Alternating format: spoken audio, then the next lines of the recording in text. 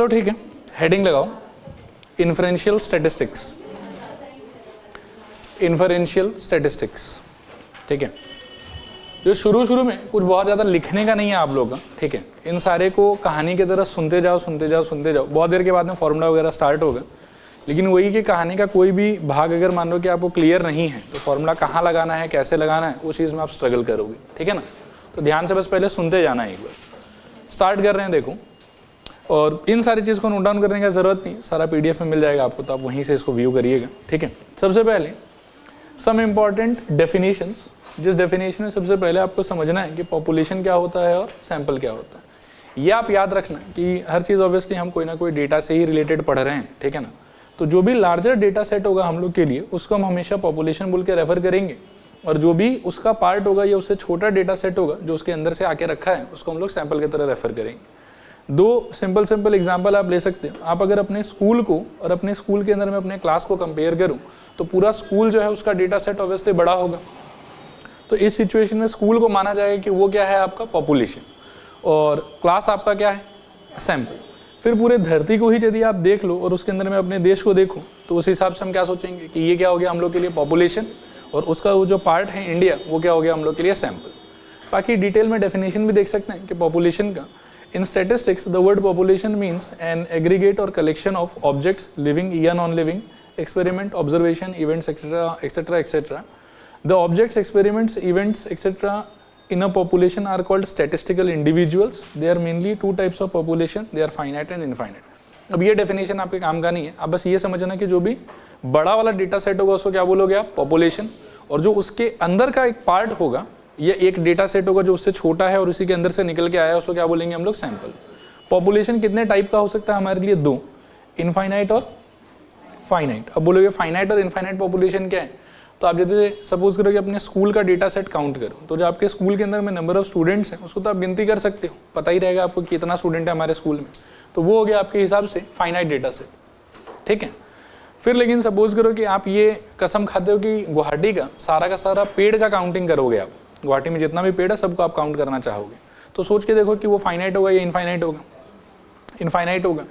नहीं, गुवाहाटी से मान लो कि है तो इंडिया का आप सारा पेड़ काउंट करने का जिम्मेदारी ले लो अपने ऊपर में, तो आप ऑटोमेटिकली देखोगे कि उस डेटा सेट के अंदर में जितना भी काउंटिंग आएगा वो एक तरीके से क्या हो जाएगा, इनफाइनाइट। या उससे भी मान लो कि अगर हम लोग को सेटिस्फेक्शन ना मिले तो हम स्टार्स का काउंटिंग ले लें अपने हिसाब से, तो उसमें वो जो डेटा सेट बनाएंगे हम कि मिल्की वे में या मान लो कि आसमान में कितना स्टार्स हैं, तो ऑटोमेटिकली किस तरफ चला जाएगा, इनफाइनाइट की तरफ। क्लियर है मेरे ख्याल में। तो पॉपुलेशन मतलब लार्जर डेटा सेट, सैंपल मतलब स्मॉलर डेटा सेट। पॉपुलेशन कितने टाइप का हो सकता है, दो, क्या क्या, फाइनाइट, इनफाइनाइट। क्या डिफरेंस है दोनों में, फाइनाइट में लिमिटेड होगा, काउंट कर पाओगे आप उसको, इनफाइनाइट में क्या होगा, अनलिमिटेड होगा, काउंट नहीं कर पाओगे आप उसको। फिर इसके आगे देखोगे तो वही सब है, एग्जाम्पल ये सब इग्नोर मार सकते हैं। नेक्स्ट आता है सैंपल। सैंपल का मैंने आपको बता ही दिया कि सैंपल का मतलब क्या है, part taken out from population या smaller data taken out from population. फिर इसके अंदर में देखो, एक बार पढ़ के देख लो इसको। Any finite set of statistical individuals drawn from a population for investigation is called sample. In other words, a sample is a smaller group of members of a population selected to represent the population. The number of statistical individual contained in a sample is called sample size. ये line थोड़ा सा important है। ये तो हमको ऊपर का जो डेफिनेशन है वो तो मैंने बता ही दिया आपको, और आपके सैंपल के अंदर में जितना इंडिविजुअल्स या जितना डेटा पॉइंट आप लोगे उस चीज़ को क्या बोला जाएगा, आपके सैंपल का सैंपल साइज। क्लियर मेरे ख्याल में। फिर इसके बाद में एक चीज़ है, ये वाला चार्ट भी थोड़ा याद रखें, कभी कभार ये भी 1 मार्क या 2 मार्क के लिए पूछ सकता है आपको कि पॉपुलेशन और सैंपल के बीच का डिफरेंस बताओ। तो देख लो, पॉपुलेशन का मतलब it is a large collection of statistical individual having same characteristic. Sample मतलब इट इज अ सबसेट और पार्ट ऑफ पॉपुलेशन या taken from population.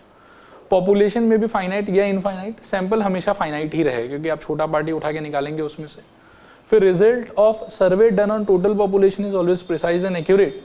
Result of survey done on sample of population is never 100% accurate. इस line का क्या मतलब है, देखो अभी सपोज करो कि आपको ये जानने का इच्छा है कि आपके स्कूल में मान लो कि क्या क्या फैसिलिटीज़ है, ठीक है। तो इसके लिए आप 2 काम कर सकते हैं कि स्कूल के सारे स्टूडेंट्स को इन्वॉल्व कीजिए, छोटा से लेके बड़ा तक, सबसे ये चीज़ का आप सर्वे कीजिए कि तुम्हारे हिसाब से क्या क्या फैसिलिटी है, क्या क्या फैसिलिटी नहीं है, और उस रिजल्ट को कंपाइल करके आप एक कंक्लूजन दीजिए कि इस वाले स्कूल में ये फैसिलिटी है और ये फैसिलिटी नहीं है। दूसरा सिचुएशन ये हो सकता है कि मानो कि अदर क्लासेस का स्टूडेंट जो है वो आप लोगों के लिए एक्सेसिबल नहीं है।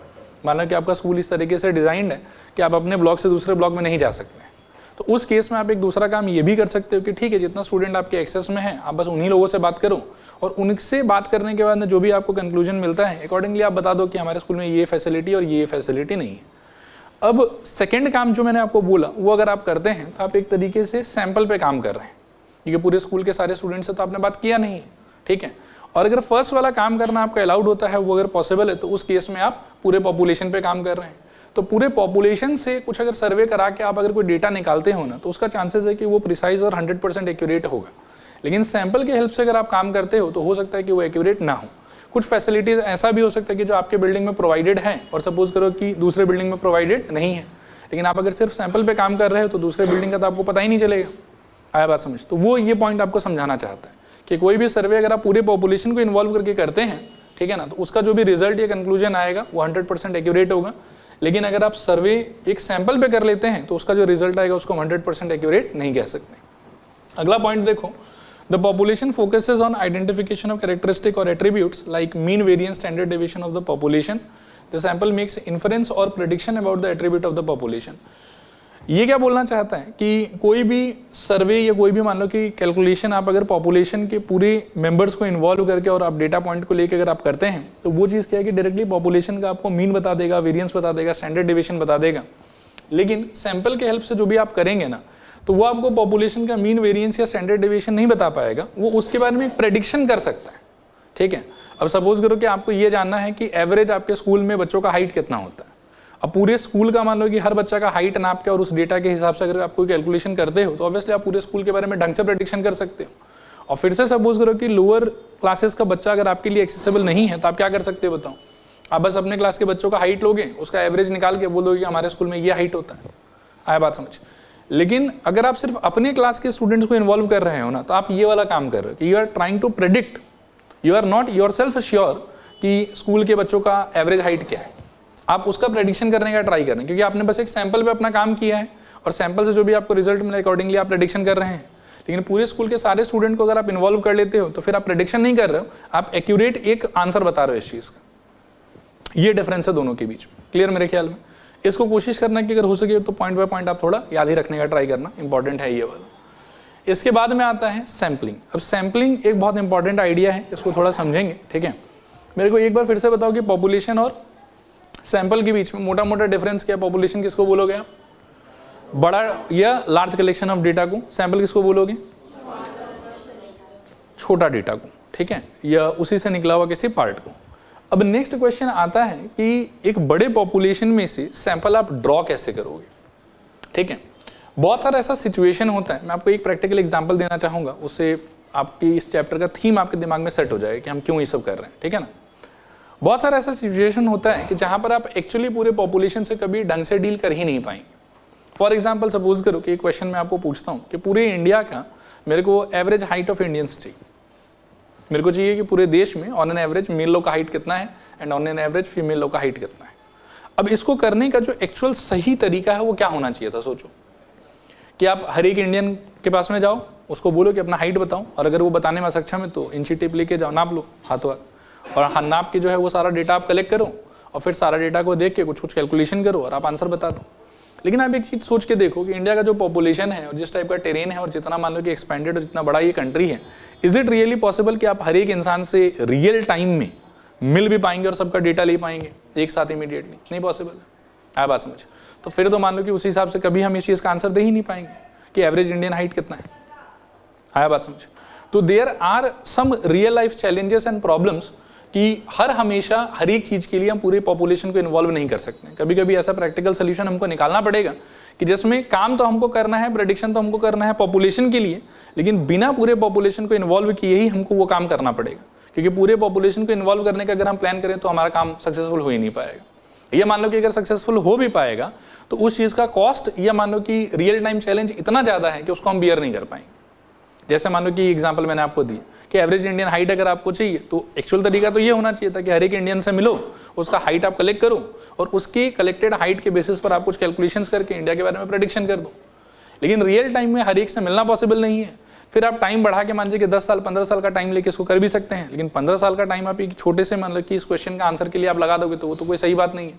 और 15 साल में हो सकता है कि बहुत सारा और नया इंडियन जन्म गया हो और बहुत सारा जिसको आपने काउंट किया था वो लोग स्वर्ग सिधार गया हो, अब वो लोग इंडिया में है ही नहीं। आया बात समझ? तो वापस से जो है वो आपका आंसर जो एक तरीके से गलत हो जाएगा। तो इस प्रॉब्लम से जूझने के लिए या इससे मान लो कि निकलने के लिए इसका जो सोल्यूशन है वो सोल्यूशन यही है कि अगर पूरे पॉपुलेशन को इमीडिएटली रियल टाइम बेसिस पे एंगेज करना नहीं पॉसिबल है तो एक काम करो कि पॉपुलेशन के अंदर में से छोटा छोटा टुकड़ा निकाल लो। अब छोटा छोटा टुकड़ा निकाल लो मतलब इंडिया का सारा हॉट एंड हैपनिंग सिटीज या मान लो कि स्टेट्स आप ले लो जहाँ पे ज़्यादा पॉपुलेशन है, ठीक है ना, और वहाँ से आप हजार आदमी का या 500 आदमी का डेटा निकाल लो। वो कोई बहुत बड़ा बात नहीं है, वो तो आराम से कर सकते हैं हम लोग। और फिर वो जो 500 आदमी का डेटा है आपका, आप उसी से एवरेज हाइट निकाल के कंपाइल करके बोल दो कि हमको ऐसा लगता है कि पूरे इंडिया का जो हाइट है वो ये होना चाहिए, ये पूरे इंडिया का एवरेज हाइट ये होना चाहिए।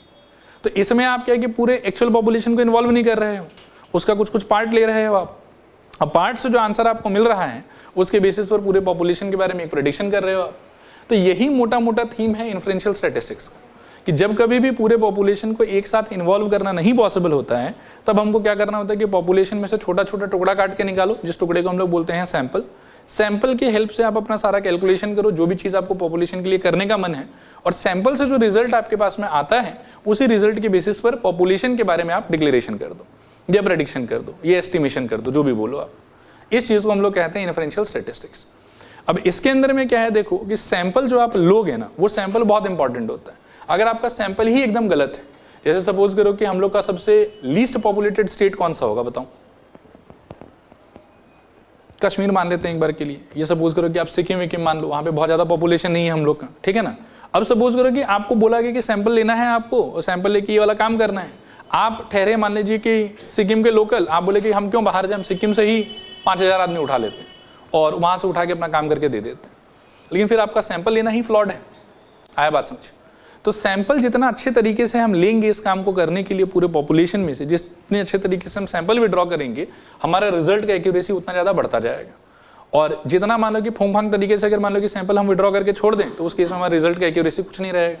ऐसे भी इस वाले प्रोसेस से मैं डे 1 पे ही क्लियर कर दूं कि जो भी हम प्रेडिक्शन करते हैं ना वो कभी भी 100% एक्यूरेट नहीं हो सकता है। उसको हम ज़्यादा से ज़्यादा एक्यूरेट करने का ट्राई कर सकते हैं, लेकिन 100% एक्यूरेसी कभी भी अचीव हम नहीं कर पाएंगे। आया यहाँ तक बात समझ? तो इसमें बहुत ज़्यादा इंपॉर्टेंट रोल आपको इस सब कुछ सुन के ये समझ में आ गया होगा कि सैंपल लेने का बहुत इंपॉर्टेंट रोल है, ठीक है। तो नेक्स्ट जो मैं आपको बताने वाला हूँ वो है कि आप सैम्पलिंग कैसे कैसे कर सकते हो। और सैम्पलिंग करने का मतलब है पॉपुलेशन में से सैंपल को ड्रॉ करना, ठीक है। अब पढ़ो इसको एक बार। Sampling, it is a process of selecting some members of the population collectively called sample. A well chosen sample will contain most of the information about the population. There are mainly 2 types of sampling. एक है probability sampling, या इसको हम random sampling भी बोलते हैं, और एक है नॉन प्रोबेबिलिटी सैम्पलिंग, ठीक है। प्रोबेबिलिटी सैम्पलिंग में क्या होता है, देखो प्रोबेबिलिटी सैम्पलिंग के अंदर में आपकी मेन पॉपुलेशन का जितना भी डेटा पॉइंट है, all the data points have equal chance of getting selected, ठीक है, इन द सैंपल। उस चीज को हम लोग बोलते हैं प्रोबेबिलिटी सैम्पलिंग या फिर रैंडम सैम्पलिंग, ठीक है। एक बार इसको भी पढ़ लो। In this type of sampling the selection of members from population is random such that each member of the population has equal chance of being selected. यहाँ पर ये इक्वल चांस वाला वर्ड इंपॉर्टेंट है आपके लिए। This method is also known as random sampling. There are mainly 4 types of probability sampling. एक एक करके पढ़ते हैं उसको। सबसे पहला है simple random sampling. Simple random sampling में क्या होता है, देखो सपोज करो कि एक कोई कंपनी है जिसके पास में 10,000 एम्प्लॉई है, ठीक है, और सपोज करो कि उसमें से 500 मेंबर्स को कोई टाइप का गिफ्ट देना है या कुछ भी देना है, या मान लो कोई नया टास्क ही असाइन करना है, ठीक है। अभी 10,000 में से 500 का सिलेक्शन कैसे करेंगे? तो उसका एक तरीका ये हो सकता है कि हर एक मेंबर को आप एक नंबर दे दो, बोले तुम number 1, number 2, number 3, number 4, number 5 and so on, और कोई एक रैंडम तरीके से उनको जो प्रोवाइडेड नंबर है उसका कुछ चिट विट बना लो, एक बैग में डाल दो, और किसी एक आदमी को बोलो कि इसमें से रैंडमली तुम 500 चिट सेलेक्ट कर दो हमको। अब जब सबका नंबर चिट बना के उस बैग में पड़ा हुआ है और जो आदमी उसमें से नंबर विड्रॉ करेगा उसको तो पता नहीं है ना कि वो कौन सा नंबर विड्रॉ कर रहा है, तो वो तो रैंडमली कोई भी नंबर निकालेगा, ठीक है। तो इस केस में उस 10,000 एम्प्लॉय में से सबका बराबर से चांस है सेलेक्ट होने का। आया बात समझ? और इस तरीके से आपको 10,000 में से सिलेक्टेड 500 एम्प्लॉय मिल जाएगा। तो ये जो पैटर्न मैंने आपको अभी समझाया, इसी पैटर्न को, ये इस तरीके को हम लोग बोलते हैं सिंपल रैंडम सैम्पलिंग। क्लियर है मेरे ख्याल में? इन सब में ये सब पढ़ना वढ़ना बात देते हैं हम लोग। एक बार आप पढ़ेंगे तो जो मैं बोल रहा हूँ वही सब चीज़ लिखा हुआ है, ठीक है, थोड़ा काम जल्दी जल्दी हो जाएगा। नेक्स्ट है सिस्टमैटिक सैम्पलिंग। अभी सिंपल रैंडम सैम्पलिंग आपको समझ में आया, उसमें लेकिन क्या है कि फिर से थोड़ा सा समय लगेगा। समय क्यों लगेगा? कि 10,000 चिट है, 500 चिट विड्रॉ करना है, ऐसे फट तो नहीं कर सकते, ठीक है। तो उससे भी एक और मतलब समझो कि एक स्टेप अहेड एक तरीका होता है जिसको हम लोग बोलते हैं सिस्टमैटिक सैम्पलिंग। अब इसमें क्या होता है कि हम पहली एक बात डिसाइड कर देंगे कि जो भी पहला चिट सेलेक्ट होगा ना, उससे मान लो कि 5-5 यूनिट के डिस्टेंस पे जितना आदमी है वो सब ऑटोमेटिकली सेलेक्ट हो जाएगा। मान लो कि अगर मेरे हाथ में आया नंबर 2 वाला, तो ऑटोमेटिकली 2 के बाद में कौन है 7, 5 यूनिट आगे, 7 के अंदर 5 यूनिट आगे कौन होगा 12, 12 के आगे 5 यूनिट कौन होगा 17, उसके आगे कौन होगा 22। तो मैं तो बस एक ही कार्ड सेलेक्ट करूंगा, उससे 5-5 यूनिट के डिस्टेंस पे आगे पीछे जितना भी लोग आता है वो सारा का सारा बोलेंगे कि सेलेक्ट हो गया। तो इसको हम लोग बोलते हैं सिस्टमैटिक सैम्पलिंग। इसमें समय थोड़ा कम लगेगा और इसमें भी लेकिन एक तरीके से अगर आप सोचोगे तो सबका बराबर से चांसेस सेलेक्ट होने का, ठीक है। सिंपल रैंडम में अगर आपको 500 एम्प्लॉय चाहिए तो आप बराबर से 500 टिकट निकालोगे उसमें से। सिस्टमैटिक में क्या है कि आप एक निकालोगे और आप पहले से बोल के छोड़ोगे कि भैया आगे पीछे का ऐसा हिसाब किताब है कि 5-5 यूनिट के आगे जो आएगा, ये 5-5 यूनिट के पीछे जो आएगा, दे आर ऑल सिलेक्टेड, ठीक है। फिर सिस्टमैटिक सैम्पलिंग के बाद में आता है आपके स्ट्रेटिफाइड सैम्पलिंग। अब इसमें क्या है कि देखो बहुत बार ऐसा मतलब क्या है कि काम रहता है कि हमको जेंडर इक्वालिटी चाहिए, या हमको सपोज करो कि ग्लोबल स्टेज पे हंगर इक्वालिटी चाहिए, ये चाहिए वो चाहिए, बहुत सारा बात होता है। जैसे मैं एक एग्जांपल लेना चाहूँगा, मानो कि एक कंपनी है, उसके पास में फिर से 10,000 एम्प्लॉई है, ठीक है, और उसके अंदर में सपोज करो कि 30% फीमेल है और 70% मेल है। अब अगर आप सिंपल रैंडम सैम्पलिंग करते हो या सपोज करो कि सिस्टमैटिक सैम्पलिंग करते हो, तो ऐसा भी हो सकता है कि उस 500 में जो है वो 400 फीमेल सेलेक्ट हो जाए और बाकी मान लो कि 100 मेल सेलेक्ट हो जाए। या सपोज करो कि ऐसा भी हो सकता है कि 480 मेल सेलेक्ट हो जाए, 20 ही फीमेल सेलेक्ट हो, ठीक है। लेकिन ये दोनों ही सिचुएशन में क्या है कि आपकी कंपनी के अंदर में एक्चुअली जो मेल फीमेल का रेशियो है वो तो मेंटेन नहीं हो रहा है, आया बात समझ। अब लेकिन कंपनी चाहता है कि जेंडर इक्वालिटी मेंटेन करके रखें, कि मतलब अगर कुछ गिफ्ट देना है तो जितना मेल को मिले उतना फीमेल को मिले, ये एटलीस्ट कंपनी के अंदर में जो रेशियो है वो रेशियो बरकरार रहे। अब इस चीज़ को मेक श्योर करने का तरीका क्या हो सकता है? तो सपोज करो कि आपकी कंपनी में टोटल कितना एम्प्लॉय था 10,000, और मान के चल रहे हैं कि 70% मेल है और 30% क्या है फीमेल। तो मेल का टोटल क्वांटिटी कितना है 7,000 और फीमेल का कितना है 3,000, और आपको एम्प्लॉय सेलेक्ट कितना करना है 500। तो उसका यदि 70% पूछूं तो कितना हो जाएगा 350, और 150 क्या हो जाएगा आपका फीमेल। तो अब आप इसमें ये काम क्या कर सकते हैं कि सिंपल रैंडम सैम्पलिंग या सिस्टमैटिक रैंडम सैम्पलिंग ये सब ना करके आप स्ट्रेटिफाइड सैम्पलिंग कर सकते हैं, कि पहले ही आप अपने मेल फीमेल के डेटा को अलग अलग कर लीजिए। अभी 500 लोग को आपको अपॉर्चुनिटी देना है तो उसमें भी आप 70-30 में उसको डिवाइड कर दीजिए, तो कितना हो गया आपके 350 और 150। अब जो मेल का कलेक्शन है आपका, आप उसमें से जो है वो 350 निकाल लीजिए by help of simple random sampling, ठीक है। और जो फीमेल का क्वांटिटी है आपका 3,000, उसमें से 150 निकाल लीजिए। तो ऑटोमेटिकली फिर जो 500 लोगों को आप सेलेक्ट कर रहे हो उसमें मेल फीमेल का आपका इक्वालिटी मेंटेन्ड है, आया बात समझ। तो इस चीज़ को हम लोग बोलते हैं स्ट्रेटिफाइड सैम्पलिंग, कि हम अगर अपने पॉपुलेशन को ही पहले किसी सब ग्रुप या सब कैटेगरी में पहले डिवाइड कर दें और हर एक ग्रुप से अपनी इच्छा अनुसार अलग अलग नंबर ऑफ मेंबर्स हम सेलेक्ट करें, तो उस चीज़ को हम लोग बोलेंगे स्ट्रेटिफाइड सैम्पलिंग, ठीक है। इसके अंदर एक और सिचुएशन होता है जिसको हम लोग बोलते हैं क्लस्टर सैम्पलिंग। अब क्लस्टर सैम्पलिंग में क्या होता है, देखो कि कभी कभार ऐसा हो सकता है कि सारा आपका जो पूरा पॉपुलेशन है वो एक जगह अवेलेबल ना हो, वो खुद ही जो है वो स्केटर्ड है अलग अलग जगह पे। सबसे सिंपल एग्जांपल है इसका, मान लीजिए कि एक बैंक है जिसके पास में टोटल 50,000 एम्प्लॉई, ठीक है, और उस बैंक का पूरे इंडिया में कम से कम समझिए कि 50 ब्रांच। अब उस बैंक के एम्प्लॉय में से किसी को मान लो कि फॉरेन टूर पे भेजना है, बोले घूमने के लिए भेजेंगे, लेकिन अब बैंक के पास में इतना फंड नहीं कि सबको एक साथ भेज दें, ठीक है ना। तो बैंक चाहता है कि हम कोई 100 जन को या 200 जन को ही भेजेंगे, लेकिन जो उसका पॉपुलेशन है, उसका ब्रांच का जो मान लो कि एम्प्लॉयज़ है वो तो 50 सिटी में स्केटर्ड है। तो उस केस में क्या किया जाएगा, तो उस केस में फिर से आपको क्या करना पड़ेगा कि पहले रैंडमली, मतलब आप डायरेक्टली पॉपुलेशन सेलेक्ट नहीं कर सकते, डायरेक्टली आप एम्प्लॉय सेलेक्ट नहीं कर सकते, उसके अंदर में पहले आपको सिलेक्शन करना पड़ेगा, ठीक है 50 सिटी में मेरा ब्रांच है, ठीक है। तो उसमें से मानो कि आपका टारगेट है कि आप 100 लोग को सेलेक्ट करना चाहते हो और ऐसे सेलेक्ट करना चाहते हो कि 10-10 लोग हर एक बैंक से, लेकिन फिर भी आप 50 का 50 ब्रांच तो कवर नहीं कर पाओगे। उस टाइम पर भी आप मैक्सिमम कितना ब्रांच कवर कर सकते हो 10। तो उसमें आप करोगे क्या कि पहले जो आपका 50 सिटी में ब्रांच है उस 50 में से आप रैंडमली कोई 10 पहले ब्रांच सेलेक्ट कर लोगे और फिर हर एक ब्रांच से आप 10-10 एम्प्लॉय सेलेक्ट कर लोगे। ब्रांच सिलेक्शन के टाइम पर वापस से सिंपल रैंडम सैम्पलिंग, और एक ब्रांच से पर्टिकुलरली 10 एम्प्लॉय को सिलेक्शन के टाइम पर वापस से सिंपल रैंडम सैम्पलिंग, ठीक है। तो इस चीज़ को हम लोग बोलते हैं क्लस्टर सैम्पलिंग। एक बार सारा रिकॉल कर लेते हैं। सबसे पहला वाला कौन सा था, सिंपल रैंडम। उसमें क्या होता है, सारे एम्प्लॉय को कुछ नंबर दे दो और टिकट को जैसे मान लो कि लॉटरी खेलते हैं उस तरीके से आप सेलेक्ट कर दो। दूसरा सिस्टमैटिक, सबका टिकट आप चूज मत करो, एक टिकट चूज करो, डिस्टेंस पहले से फिक्स कर दो कि ये जो सेलेक्ट हुआ इसके आगे का इतना सारा और पीछे का इतना सारा, इतने इतने डिस्टेंस में हम सेलेक्ट कर लेंगे। फिर क्या था स्ट्रेटिफाइड, उसमें क्या होता है कि पॉपुलेशन को ही आप कुछ सब ग्रुप्स में पहले बांट दो और फिर अपनी मर्जी के अनुसार या अपने रेशियो के अनुसार आप सब ग्रुप में से सिलेक्शन कर लो। फिर क्या था, क्लस्टर। क्लस्टर में क्या होता है कि पॉपुलेशन ही आपका टुकड़ा टुकड़ा में बटा हुआ है अलग अलग जगहों पे, तो पहले आपको वो जगह चुनना है जहाँ से आप मतलब अपना मेंबर सेलेक्ट करने वाले हैं, और फिर हर चुने हुए जगह से अपने मान लो कि रिक्वायरमेंट के हिसाब से आप number of members simple random sampling से सेलेक्ट कर लो। क्लियर है मेरे ख्याल में? तो प्रोबेबिलिटी सैम्पलिंग या रैंडम सैम्पलिंग का इतना ही टाइप है जो हम लोगों को कवर करना था। इसके बाद में आता है नॉन प्रोबेबिलिटी सैम्पलिंग। अब नॉन प्रोबेबिलिटी सैम्पलिंग देखो, जैसे नाम ही सजेस्ट कर रहा है कि नॉन प्रोबेबिलिटी, तो इसमें क्या है कि सबका सेलेक्ट होने का इक्वल चांसेस नहीं रहेगा। प्रोबेबिलिटी सैम्पलिंग में चाहे किसी भी तरीके पे आप जाओ ध्यान से, लेकिन अगर आप सोचोगे तो हर एक मेंबर का या हर एक डेटा पॉइंट का सेलेक्ट होने का चांस क्या है कि इक्वल है। लेकिन नॉन प्रोबेबिलिटी में क्या है कि वो चांस इक्वल नहीं रहेगा। ठीक है, तो पहला तो मेन बात यही है कि चांस सबका इक्वल नहीं रहेगा। उसके अंदर नॉन प्रोबेबिलिटी का भी बहुत सारा टाइप है, एक एक करके देखते हैं। पहला क्या है बताओ, कन्वीनियंस सैम्पलिंग। अब कन्वीनियंस सैम्पलिंग का मतलब क्या होता है, जैसे सपोज करो कि आप ही को कोई टास्क दिया जाए, ठीक है ना, कि आपके स्कूल में क्या क्या फैसिलिटीज़ हैं, उसी चीज़ को सोच लो आप। तो अभी इसके लिए सबसे अच्छा क्या होता है कि फिर से आप पूरा स्कूल घूमते, हर एक क्लास के कुछ कुछ बच्चों के पास में जाते, आप उनसे पूछते कि भाई तुमको क्या फैसिलिटी मिल रहा है, तुमको क्या नहीं मिल रहा है। लेकिन सपोज करो कि आपके पास में उतना टाइम नहीं है और ये जस्ट एक ऐसे ही रैंडम असाइनमेंट है आपके लिए, तो उस केस में आप क्या करेंगे, अपने फ्रेंड सर्कल में ही 4 आदमी को या 5 आदमी को पूछ लेंगे, ठीक है, और वो जो बताएगा उसके हिसाब से आप अपना फीडबैक दे देंगे। तो इसमें क्या हुआ कि जो भी आप अपने सर्वे का पार्टिसिपेंट्स ले रहे हो, आप ये देख रहे हो कि कन्वीनियंटली आप किससे इंटरेक्ट कर सकते हो, आप उससे ज़्यादा मेहनत नहीं कर रहे हो। आया बात समझ? तो इस टाइप का कोई भी अगर मान लो कि सर्वे और आप कंडक्ट करते हो तो उसको बोला जाएगा कन्वीनियंस सैम्पलिंग, कि जिसके अंदर में पार्टिसिपेंट्स को या मेंबर्स को आप अपने कन्वीनियंस के हिसाब से चूज कर रहे हो जो आपके लिए ईजिली एक्सेसिबल है।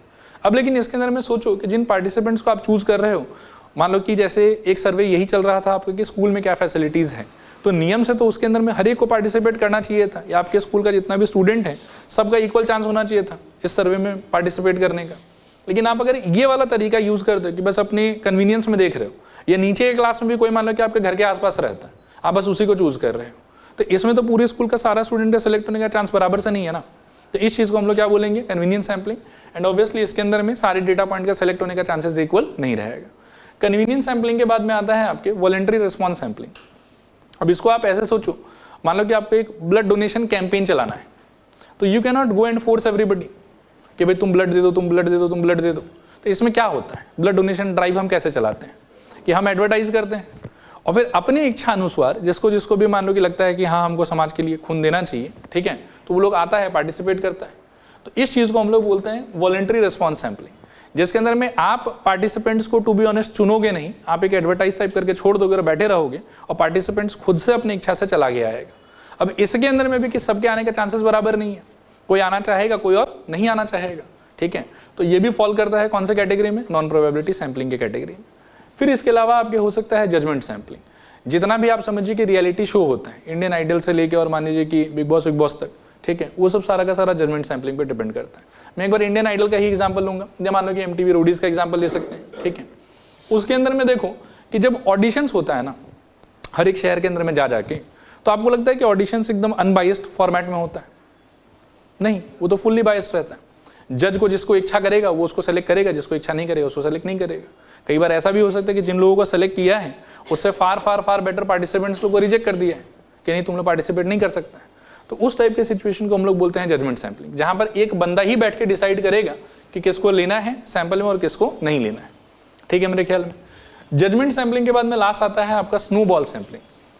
अभी स्नोबॉल सैम्पलिंग क्या है, एक मूवी है, देखा है आप लोगों ने तो बताओ एक बार, फिर हेरा फेरी देखा है कि इस मूवी को? हाँ, उसमें एक लक्ष्मी चिट फंड होता है, ठीक है, ये वही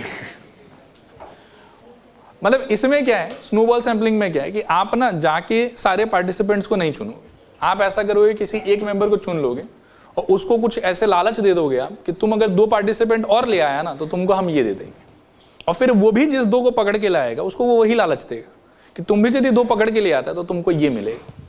एंड उस केस में क्या है कि आप एक को सेलेक्ट करके आप बैठे रहेंगे, आपने जिसको सेलेक्ट किया है वो 2 के लेके आएगा, फिर उसने जिसको सेलेक्ट किया वो 2 और 2 को लेके आएगा, तो 4 आ जाएगा, और ये कहानी इसी तरीके से चलता रहेगा। इसको मल्टी लेवल मार्केटिंग बोलते हैं, ठीक है, हालांकि उसमें नहीं जाना है हम लोग को। आया समझ मेरे ख्याल में कि इसका मतलब क्या है, स्नोबॉल सैम्पलिंग, ठीक है। तो एक बार पूरा अभी तक जो पढ़ाया है वो थोड़ा सा मेरे को रिमाइंडर रिकॉल करा, तो फिर इसके आगे बढ़ते हैं हम लोग। चैप्टर 60 कहाँ से होता था, पॉपुलेशन से, पॉपुलेशन से, पॉपुलेशन और सैंपल से। पॉपुलेशन का मीनिंग लार्ज डेटा को पॉपुलेशन बोलेंगे, उसके पार्ट को सैंपल बोलेंगे। पॉपुलेशन का कितना टाइप हो सकता है? दो। क्या क्या? फाइनाइट और इनफाइनाइट। फाइनाइट मतलब countable number of elements, infinite मतलब अनकाउंटेबल नंबर ऑफ एलिमेंट्स, ये इनफाइनाइट नंबर ऑफ एलिमेंट्स। फिर ये एक सेकंड रुक जाओ, अच्छा कंटिन्यू कर रहे हैं। फाइनाइट इनफाइनाइट समझ में आ गया। फिर क्या आता है? सैंपल। सैंपल क्या था? Smaller set of data selected from population, और उसके सिलेक्शन के प्रोसेस को क्या बोला जाता है? सैम्पलिंग। सैम्पलिंग कितने टाइप का हो सकता है? ब्रॉडली दो। क्या क्या? प्रोबेबिलिटी और नॉन प्रोबेबिलिटी। प्रोबेबिलिटी में क्या क्या आता है? सिंपल रैंडम, उसके बाद में सिस्टमैटिक, फिर स्ट्रेटिफाइड और फिर क्लस्टर। मीनिंग आई होप कि याद होगा, भी जस्ट बताया ही है। फिर क्या आता था? नॉन प्रोबेबिलिटी, उसमें क्या क्या था? कन्वीनियंस, वॉलेंटरी रेस्पॉन्स, जजमेंट और स्नोबॉल। वेरी गुड, क्लियर मेरे ख्याल में, ठीक है। इसके आगे बढ़ रहे हैं। देखो, दो शब्द होता है, दोनों का मीनिंग सेम ही है, बस क्या है कि अलग अलग कॉन्टेक्स्ट में दोनों को मतलब अपने हिसाब से यूज किया जाता है। एक शब्द है पैरामीटर, और इसी का दोस्त एक शब्द जिसको हम लोग बोलते हैं स्टैटिस्टिक। पैरामीटर और स्टैटिस्टिक टू बी ऑनेस्ट दोनों सेम ही चीज है, लेकिन किसी भी पैरामीटर ही बोल रहा हूँ फिर से, किसी भी एट्रीब्यूट को या कैरेक्टरिस्टिक को या किसी वैल्यू को अगर आपको पॉपुलेशन के कॉन्टेक्स्ट में बोलना है ना, तो उस चीज को आप पैरामीटर बोलोगे, ठीक है। और उसी एट्रीब्यूट को, उसी कैरेक्टरिस्टिक के वैल्यू को अगर आपको सैंपल के कॉन्टेक्स्ट में बोलना है तो उसको क्या बोलोगे आप बताओ? स्टैटिस्टिक बोलोगे, ठीक है। अब सपोज करो कि मीन हाइट चाहिए आपको, तो आपके क्लास का जो मीन हाइट होगा वो एक तरीके से हो गया स्टैटिस्टिक, और आपके स्कूल का जो मीन हाइट होगा वो हो गया पैरामीटर, जबकि दोनों मीन हाइट ही है, ठीक है। स्मॉलर के लिए जो भी आप प्रेडिक्शन कर रहे हैं that is statistic, and larger के लिए जो भी प्रेडिक्शन कर रहे हैं उसको क्या बोलेंगे हम लोग? पैरामीटर। क्लियर मेरे ख्याल में? आइए इसको और थोड़ा सिंप्लीफाइड वे में बताऊं। यहां देखो, ये तो हो गया मेन बुकिश डेफिनेशन, और ये है जो आपको याद रखना है। Calculations made for sample data is called statistic, simple सा बात, and it is represented by small letters. अभी मैं दिखा दूंगा कि रिप्रेजेंटेशन किसका क्या होता है। कैलकुलेशंस और conclusions made for population is called parameter, and it is always represented by capital letters. Clear मेरे ख्याल में? फिर आप यहां देख सकते हैं कि sample mean will be a statistic, but population variance, ये population mean will be a parameter, ये population mean will be a parameter, and sample variance will be again statistic. अब इनका सिंबल विम्बल क्या है, तो उसके लिए आपको ये वाला चार्ट याद रखना है, ठीक है। और ये सारा का सारा सामान है जिसके कैलकुलेशन पे हम पूरे चैप्टर के तहत बात करते रहेंगे, ठीक है ना। सैंपल मीन एक्स बार, पॉपुलेशन मीन म्यू, म्यू, ठीक है ना, ये तो पहचानते हो शायद। सैंपल वेरिएंस एस स्क्वायर, इसमें थोड़ा सा मैं अल्फाबेट लगवा नहीं पाया इसमें, एक्चुअली मेन सिंबल ये होना चाहिए स्मॉल लेटर में, ठीक है। Sample standard deviation small letter S, sample proportion P bar, ठीक है। पॉपुलेशन मीन तो बता ही दिया, population variance sigma square, population standard division sigma, population proportion P. चलेगा मेरे ख्याल में? एक बार मैं फिर पूछूंगा कि what is the difference between statistic and parameter, बताओ। जो भी कोई कैलकुलेशन हम पॉपुलेशन या लार्जर डेटा के लिए करेंगे उसको क्या बोला जाएगा? पैरामीटर, एंड जो भी कोई कैलकुलेशन हम स्मॉलर डेटा या सैंपल के लिए करेंगे उसको क्या बोला जाएगा? स्टैटिस्टिक। चलें आगे यहां से, चलो ठीक है, बढ़ रहे हैं आगे यहां से। देखो अभी ये वापस आ गया डेफिनेशन ऑफ इन्फ्रेंशियल स्टैटिस्टिक्स, मतलब अभी तक आप समझिए कि मैं डेफिनेशन से बता रहा था, अभी भी फिर से एक डेफिनेशन ही आया, ये हालांकि मैं बता चुका हूं, एक बार फिर भी फॉर्मेलिटी के लिए आप रीड कर लो इसको। It is a branch of statistics through which inferences, conclusions और predictions are drawn or made about population by analyzing a sample drawn from that population। वही जो मैंने आपको बोला इंडियन पॉपुलेशन के बारे में कि पूरे इंडिया का एवरेज हाइट अगर आपको चाहिए तो डायरेक्टली करना नहीं पॉसिबल है, आप थोड़ा थोड़ा सैंपल भी ड्रॉ करेंगे और सैंपल से जो आंसर आएगा उसके अकॉर्डिंगली पूरे कंट्री के बारे में आप डिक्लेरेशन करेंगे।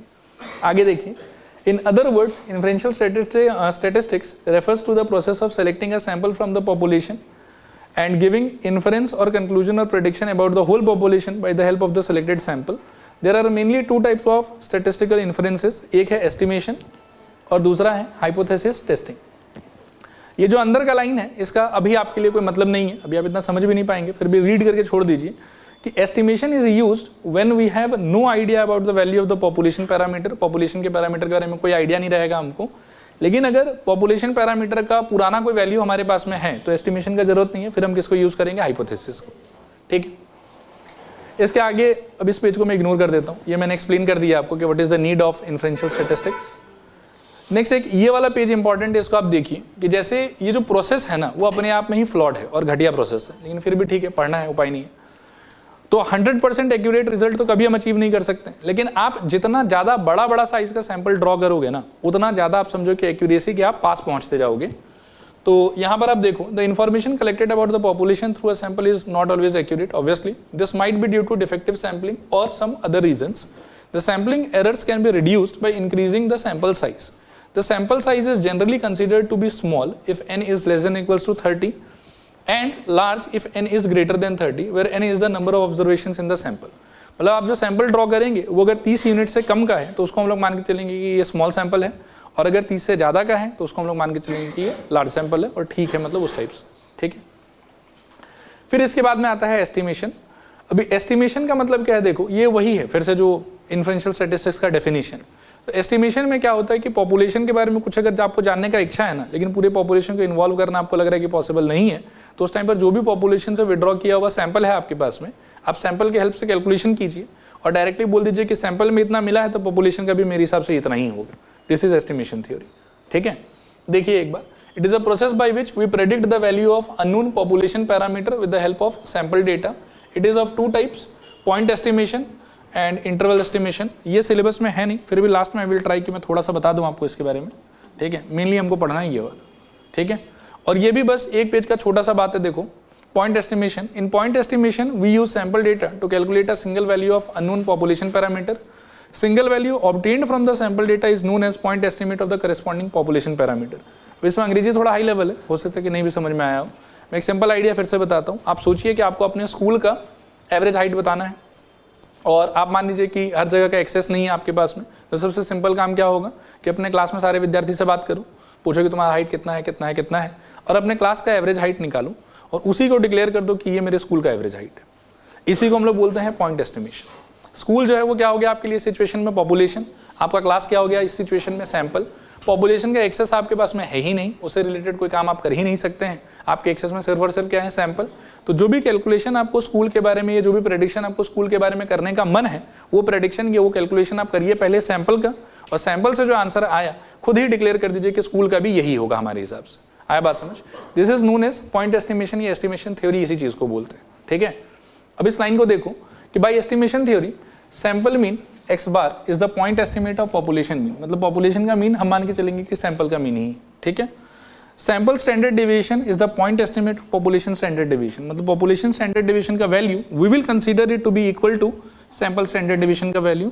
एंड सिमिलरली सैंपल प्रपोर्शन का वैल्यू, मतलब ऑफ फॉर ये छोड़ो, सैंपल प्रपोर्शन का value could be considered as population proportion का वैल्यू।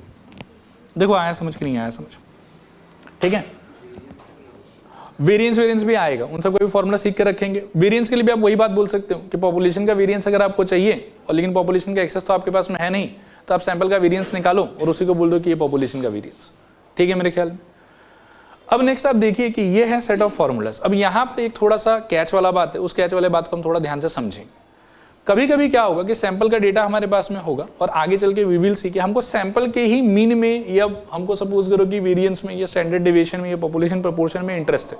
क्वेश्चन में हमको बोला वही कि सैंपल का कैलकुलेट करो। तो जब कभी भी आप कोई भी चीज सैंपल के लिए कैलकुलेट करेंगे ना, तब आपको ये वाला सेट ऑफ डेटा यूज करना है, ये वाला सेट ऑफ फॉर्मूला यूज करना है आपको। सैंपल मीन के लिए summation xi divided by n, sample variance के लिए summation xi minus x bar का whole square divided by n। ये सारा चीज वही है जो इको में आप लोग पढ़ते थे, ठीक है ना। सैंपल स्टैंडर्ड डेविएशन का value under root summation of xi minus x bar का होल स्क्वायर अपॉन n। और सैंपल प्रपोर्शन या सैंपल प्रोबेबिलिटी का मतलब आप ऐसा सोचो कि favourable number of outcome divided by total number of outcome, ठीक है। यही चीज लेकिन जब आप उस सिचुएशन में रहेंगे ना कि सैंपल के हेल्प से आपको पॉपुलेशन के बारे में डिक्लेरेशन करना है, तब ये दोनों फॉर्मूला थोड़ा सा अलग तरीके से बिहेव करते हैं कि उसमें n के जगह आप n-1 यूज करोगे। ये चीज आप याद रखना। मैं फिर से बोल रहा हूँ, देखो कि जब आपको कोई भी चीज सैंपल का ही कैलकुलेट करना है और सैंपल का ही आंसर आपको चाहिए, तो उस सिचुएशन में this is your set of formulas, इसको यूज करना है आपको। लेकिन कभी अगर आप इस टाइप के सिचुएशन में फंसे हैं ना कि सैंपल के हेल्प से आपको पॉपुलेशन के बारे में प्रेडिक्शन करना है, तो उस टाइम पर इन दोनों का फॉर्मूला थोड़ा सा डिफरेंट है। इनमें आपको उस समय नीचे यूज करना पड़ेगा n-1, और बाकी सारे में अगर सिर्फ सैंपल के लिए कैलकुलेट करना है तो वो कितना हो जाएगा आपके लिए n। ये चीज का थोड़ा सा ध्यान रखें। रिपीट करूं कि हो जाएगा? हो जाएगा, ठीक है। बाकी सारा चीज तो सही है। और ये वाला फॉर्मूला सैंपल का हो चाहे पॉपुलेशन का हो, दोनों टाइम पर सेम ही रहता है, ठीक है।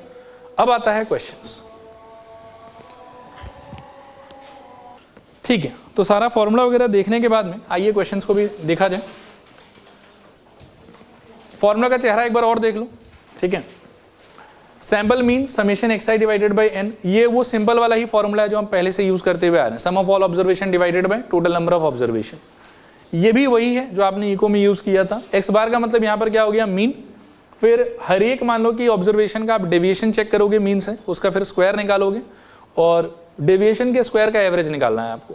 ये जो है प्रीवियस स्टेप के आंसर पे रूट लगाना है आपको।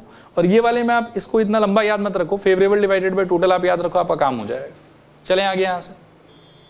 इसके आगे फिर से एक बार बोल दूं कि पॉपुलेशन का प्रेडिक्शन जब भी करना है by the help of sample, तो उस टाइम पर फॉर्मूला वेरिएंस और स्टैंडर्ड डेविएशन में थोड़ा चेंज हो जाएगा। और चेंज कोई बहुत बड़ा मेजर चेंज नहीं है, बस नीचे n की जगह क्या यूज करना है आपको, n-1। चलो आगे। अच्छा, पहला क्वेश्चन देखो। The following data are, form नहीं होना चाहिए था, फ्रॉम होना चाहिए था।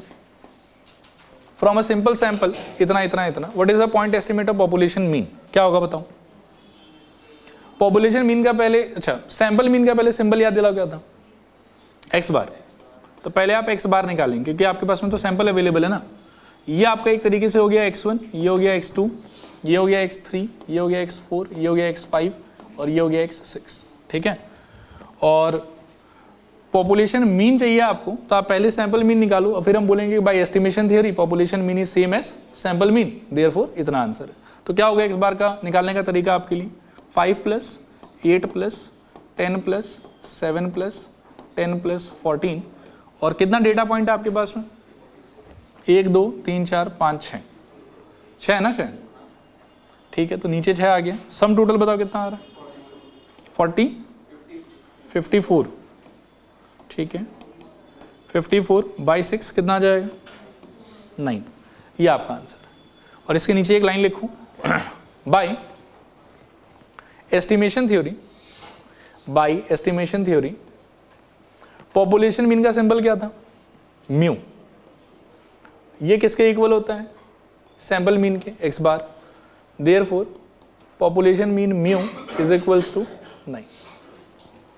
Bye estimation theory population mean is equals to sample mean and therefore mu is equals to 9। चलेगा। नेक्स्ट देखो, what is the point estimate of population standard deviation, ठीक है। अभी स्टैंडर्ड डेविएशन निकालने के लिए आपको पहले तो वेरिएंस ही निकालना पड़ेगा, ठीक है ना। और उसमें भी आप देखो कि करोगे तो कैलकुलेशन आप सैंपल के हेल्प से, लेकिन प्रेडिक्शन किसका करना है, पॉपुलेशन वाले का। तो फॉर्मूला फर्स्ट वाला कि सेकंड वाला, सेकंड वाला यूज करना पड़ेगा। ये टेबल बना लो फटाफट।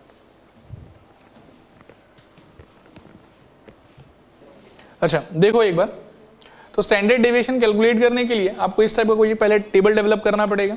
xi का वैल्यू क्या क्या हो जाएगा आपके लिए, तो वो सारा का सारा xi है आपका। बोलो दो 5, एक सेकंड रुको, थोड़ा कुछ डार्क कलर ले लें। हाँ बोलो दो 5, फिर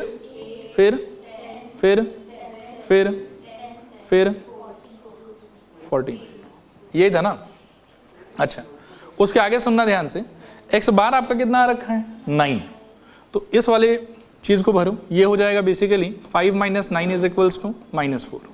फिर ये वाला 8 - 9 इज इक्वल्स टू -1। ये वाला 10 - 9 is equals to 1। 7 - 9 is equals to -2। और next 10 - 9 is equals to 1, correct. और ये वाला 14 - 9 is equals to I think 5। इन सारे का ही स्क्वायर करना है आपको। तो इसका स्क्वायर कितना हो जाएगा, 16। नेक्स्ट इसका स्क्वायर 1, इसका स्क्वायर 1, इसका स्क्वायर 4, इसका स्क्वायर 1 और इसका स्क्वायर फिर से 25, ठीक है। अब नेक्स्ट आपको इनका सम टोटल चाहिए होगा फॉर्मूला लगाने के लिए। तो यहाँ मेरे को चाहिए होगा summation xi minus x bar का होल स्क्वायर। क्या हो जाएगा बताओ, 16 1 17, 18, 18 4 22, 22 1 23, 23 और 25 48, 48, ठीक है। अब हम लिखेंगे, पहले तो हम ये चलो पॉपुलेशन का लिख दो आप सीधा। सिंबल क्या था पॉपुलेशन मीन का, मीन सॉरी नहीं, पहले हम वेरिएंस निकाल रहे हैं और वेरिएंस के बाद स्टैंडर्ड डेविएशन। क्या हो जाएगा, sigma square is equals to xi minus x bar का होल स्क्वायर का summation divided by n minus 1, ठीक है। Sigma square is equals to I think 48/5 चलेगा। फिर 48/5 का आंसर बताओ कितना आता है? हाँ 9.6, सही लग रहा है। ये सिग्मा स्क्वायर का आंसर आ गया आपका। अब यहां से आपको सिग्मा बताना है, रूट अंडर 9.6, ठीक है। करके देखो कितना आ रहा है। अच्छा कितना आ रहा है एक बार फिर बताओ तो? 3.09, ठीक है। ये इसका आंसर है। चल रहे हैं आगे। अच्छा इससे आगे बढ़ने के पहले, सिंस थोड़ा सा आप लोग संघर्ष कर रहे हैं ये स्क्वायर रूट ढूंढने में, एक एग्जाम्पल मैं इसका ले लेता हूँ। आप एक काम करो कि रैंडम ना किसी नंबर को ढूंढ लो, ऐसे पॉइंट का कुछ नंबर सोच लो एक बार। 7.87, ठीक है। इसका स्क्वायर बताओ कितना आता है? इसका स्क्वायर बताओ।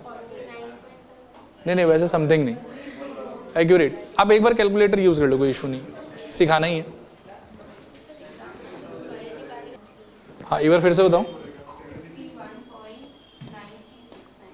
9369। अब देखो कि इसका स्क्वायर रूट निकालने पर आंसर तो वही आना चाहिए, ठीक है ना। बस ये निकाला कैसे जाता है उस चीज को थोड़ा समझने का आप ट्राई करो। आपको करना क्या होता है कि पॉइंट के लेफ्ट में जितना आदमी है ना, उसका पेयरिंग आप लेफ्ट से ही स्टार्ट करोगे। यहाँ पर वी आर लकी कि एक ही पेयर है, बस बात खत्म। अगर मान लो कि 3 डिजिट होता तो ये 2 पेयर हो जाता और वो अकेला एक पेयर होता। 4 होता तो 2 इसके पास 2 उसके पास, उस टाइप से। और राइट साइड का पेयरिंग जो है वो आप राइट मोस्ट पॉइंट से स्टार्ट करोगे। लेफ्ट का पेयरिंग लेफ्ट से स्टार्ट होता है, किसी को अगर अकेला छूटना है तो एकदम लेफ्ट मोस्ट में छूटेगा। और राइट का पेयरिंग राइट से स्टार्ट होता है, किसी को अकेला छूटना है तो वो एकदम लास्ट में छूटेगा, ठीक है मेरे ख्याल में। उसके बाद में आपको क्या करना होता है, देखो कि ऐसे लगाओ। फिर ये जो पेयर वाला नंबर है ना, अब आपको एक ऐसा परफेक्ट स्क्वायर नंबर सोचना है जिसका स्क्वायर का वैल्यू इससे छोटा हो और वैसा लार्जेस्ट नंबर। वैसे तो 25 भी इससे छोटा है, बट 25 से बड़ा स्क्वायर इसके नीचे अवेलेबल है हमारे पास में।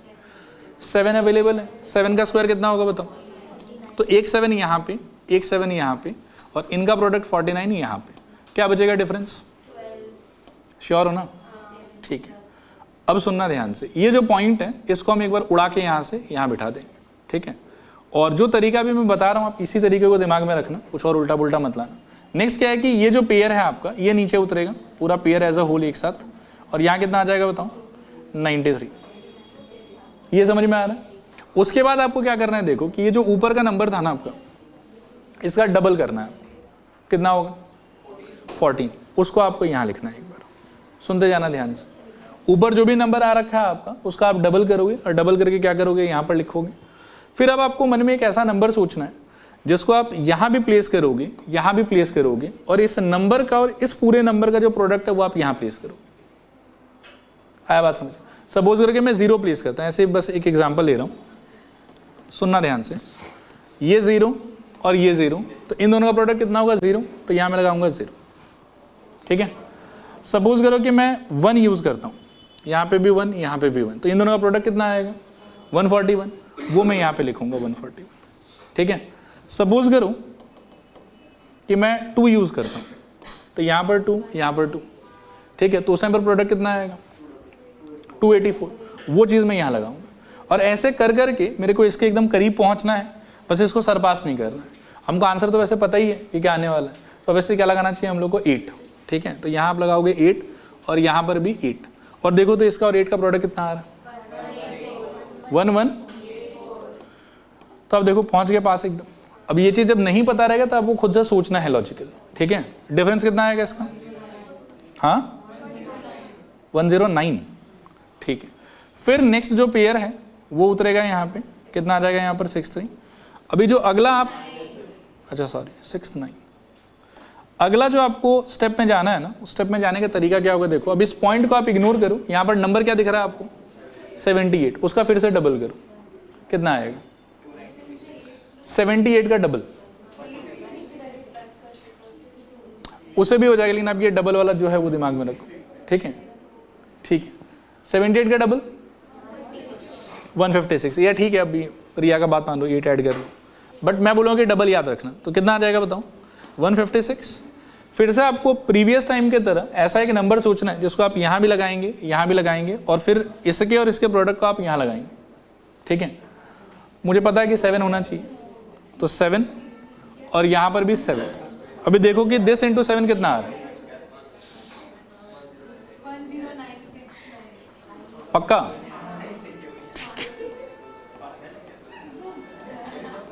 ठीक है, और अल्टीमेटली फिर आपका आंसर ये हो गया।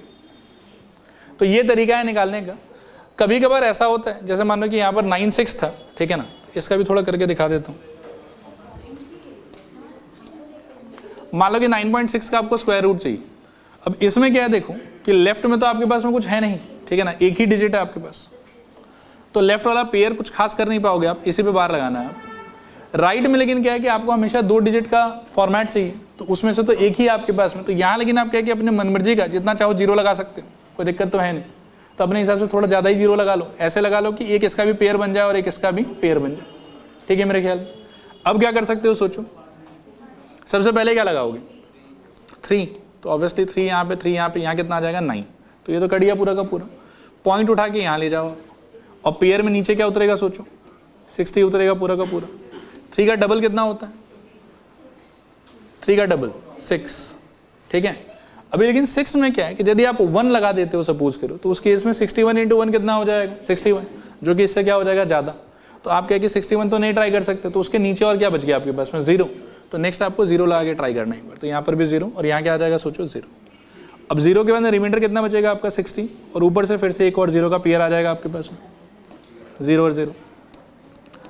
फिर यहाँ पर वापस से वही है कि इसका डबल कर दो आप, तो कितना आएगा बताओ, ये पॉइंट छोड़ के सोचना है, तो कितना आ जाएगा 30 का डबल 60, तो यहाँ पर अब आप रखेंगे 60, ठीक है मेरे ख्याल में। और यहाँ पर कितना आना चाहिए 9 आप लगाएंगे, हालांकि पूरा शायद जाएगा नहीं, कितना आएगा बताओ, 5481।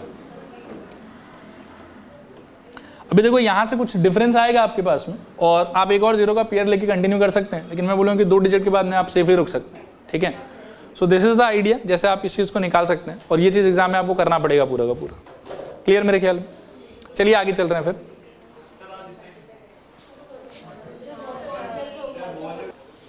चलो देखते हैं एक बार। In a survey question for sample of 200 individuals, 80% gave response yes, 100 gave no, and 20 gave no response. What is the point estimate of proportion of the population who responded yes? तो ये आपको पॉपुलेशन प्रपोर्शन पूछ रहा है, और हमको पता है एस्टिमेशन थ्योरी से कि sample proportion is same as population proportion. Sample proportion का value favourable divided by total. तो लिखो हियर पहले हम पी बार निकाल रहे हैं, ठीक है ना, इज इक्वल्स टू, अब देखो पहले आपको यस का चाहिए, राइट, तो यस को सपोर्ट कितना लोग किया है 80, तो ऊपर आ जाएगा आपके पास में 80, नीचे क्या आ जाएगा बताओ 200, ठीक है। एक 0 यहाँ से कट गया, 4 से काटो तो कितना आ जाएगा 2/5, दिस इज इक्वल्स टू 2/5। फिर लिखूँ by estimation theory P is same as P bar, therefore P is equals to 2/5. By estimation theory P is same as P bar, therefore P is equals to 2/5, ठीक है। अगला देखो, what is the point estimate of the proportion of the population who respond no? तो लिखो P bar is equals to, no बोलने वाला कितना लोग था 100, तो ऊपर 100 by 200, this is equals to half। फिर लिखो by estimation theory P is equals to P bar, therefore P is equals to half। चलेगा। नेक्स्ट अभी यहां से क्या है ना कि एग्जाम्पल तो बुक के अंदर में 2 ही था, ये एक्सरसाइज है वो भी मैं चाहता हूं कि साथ साथ में कर लेते हैं। स्टैटिस्टिक्स का एक्सरसाइज का भी सारा क्वेश्चन हम कर ही लेंगे, ठीक है। देखो, a sample of 4 students from a school is taken to see how many pens were दे कैरिंग, तो इतना पेन था उनके पास में। What is the point estimate of population mean, ठीक है। लिखूं here x bar is equals to 2 + 3 + 5 + 6 upon में 1 2 3 4 तो 4, 5 5 10 और 6 16, तो 16/4 इक्वल्स टू 4। फिर लिखो by estimation theory mu is equals to x bar, therefore mu is equals to 4, mu is equals to 4।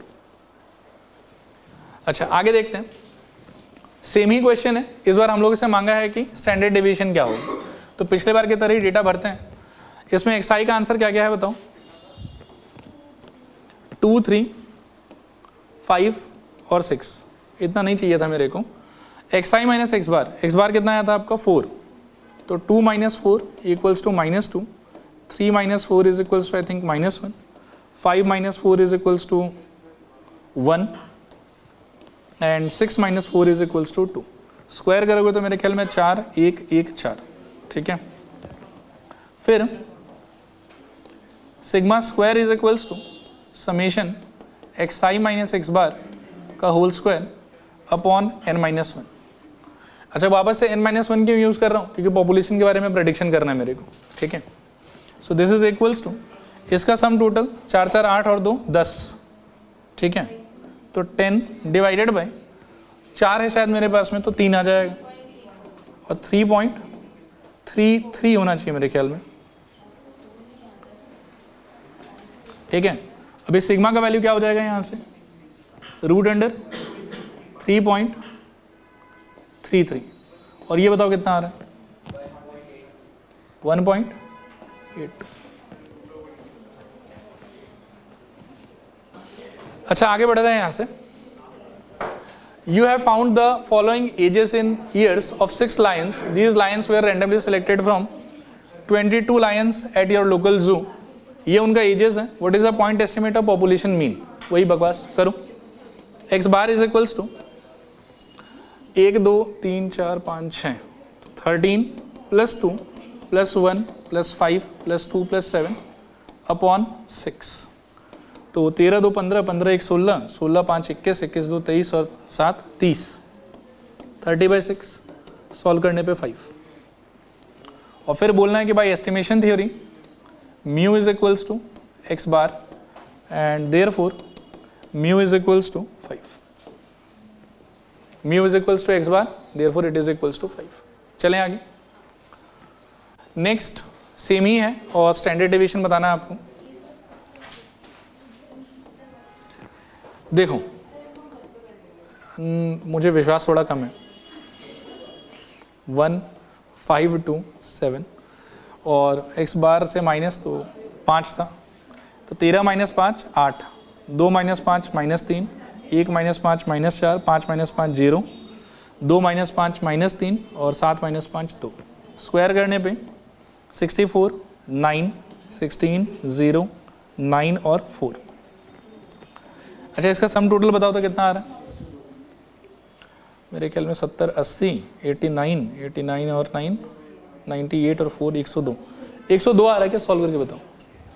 तो इसका सम टोटल 102।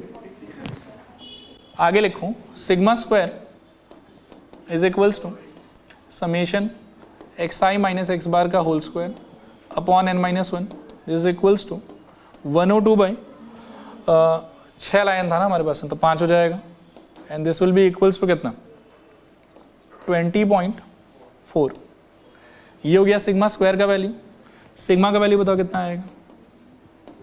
√20.4 बोलो 4.5, ठीक है।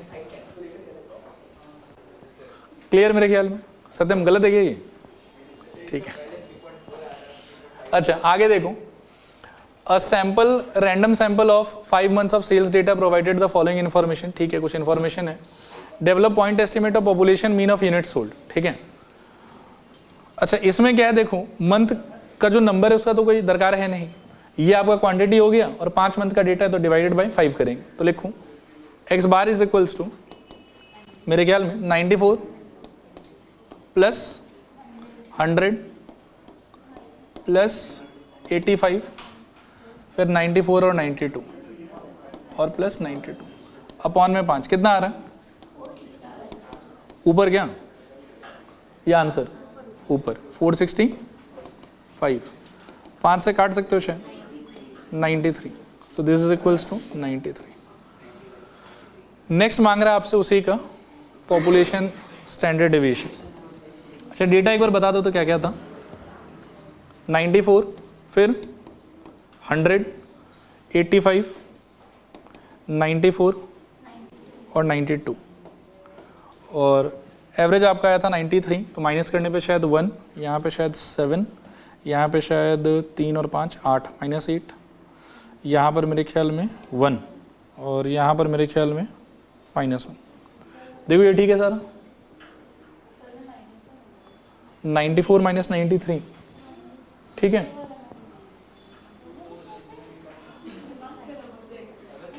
ठीक है, अच्छा स्क्वायर करने पे 1, 49, 64, 1 और 1। अच्छा यहाँ से फिर से, अच्छा सम टोटल बताओ एक बार, 50 और 94, अच्छा 50 नहीं 114, 116 आ रहेगा सम टोटल, ठीक है। 116, 116, ठीक है। अब आपका फॉर्मूला देखो क्या हो जाएगा, sigma square is equals to वही summation of xi minus x bar का होल स्क्वायर अपॉन में n-1। तो सम टोटल आया है आपका 116, n-1 1 2 3 4 5 डेटा पॉइंट था, तो 4 आ जाएगा यहाँ पे, और 4 से ये पूरा तो कटेगा क्या, 29। तो sigma square equals to 29, sigma equals to √129, कितना आ जाएगा 5.38, ये आपका आंसर।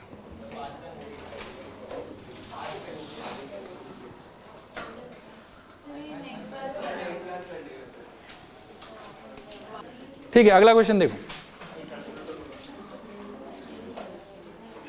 सेम ही है, ड्रग का डेटा दिया हुआ आपको 10 पेशेंट के लिए, और पहले आपको बोला है कि point estimate of mean cost per treatment, तो मीन निकालना बेसिकली। तो x bar is equals to, थोड़ा ध्यान से टोटल करो तो 43760 plus 55780 plus 27170 plus 49200 44950 plus 47890 plus 64460 plus 41190 plus 42370 and plus 38140, whole thing divided by 10।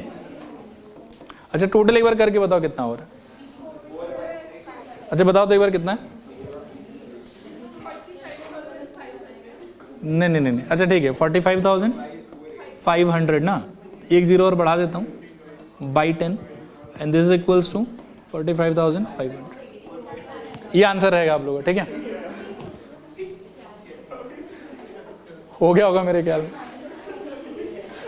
अच्छा ये वाला सोच रहा हूँ कि होमवर्क ही दे देता हूँ एग्जाम में नहीं आएगा, देखो बुक में जो है वो थोड़ा राइटर को जो है ज़्यादा एडवेंचर हो गया इसलिए डाल दिया। करें क्या, अच्छा हो कर लेते हैं 43760, अच्छा नहीं करते हैं, छोड़ो 10 है, इतना ब्लैंक ही नहीं है मेरे पास कर लेना, प्रोसेस वही का वही रहेगा, ठीक है, देख लेना आप लोग इसका। अच्छा इसमें वो प्रोबेबिलिटी वाला क्वेश्चन नहीं है, ठीक है, इसको खत्म कर देते हैं। देखो एक बार, a sample of 100 Maruti car authorised service centre showed 13 cars are in Delhi, 18 in Mumbai, 17 in Chennai and 15 in Kolkata. Develop a estimate of proportion of Maruti service center in Delhi. Proportion, ठीक है, तो मतलब प्रोबेबिलिटी, तो क्या हो जाएगा बताओ 13 बाई टोटल एक बार कर लो, जरूरी, अच्छा नहीं जरूरी है कि 100 ही हो, ठीक है, वैसे कभी कभार ये डेटा नहीं भी रहता है। तो पी बार इक्वल्स टू कितना 13/100, फिर वही by estimation theory p is equals to p bar, so this is equals to 13/100,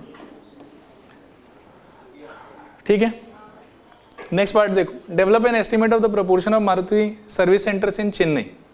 Chennai में कुछ था 17, तो पी बार इक्वल्स टू 17/100 और फिर p equals to p bar is equals to 17/100, ठीक है। और फिर develop the estimate of the proportion of Maruti service centre that are not in these 4 cities। तो एक बार क्या किया, आप करके देखो, शायद 100 नहीं आ रहा होगा।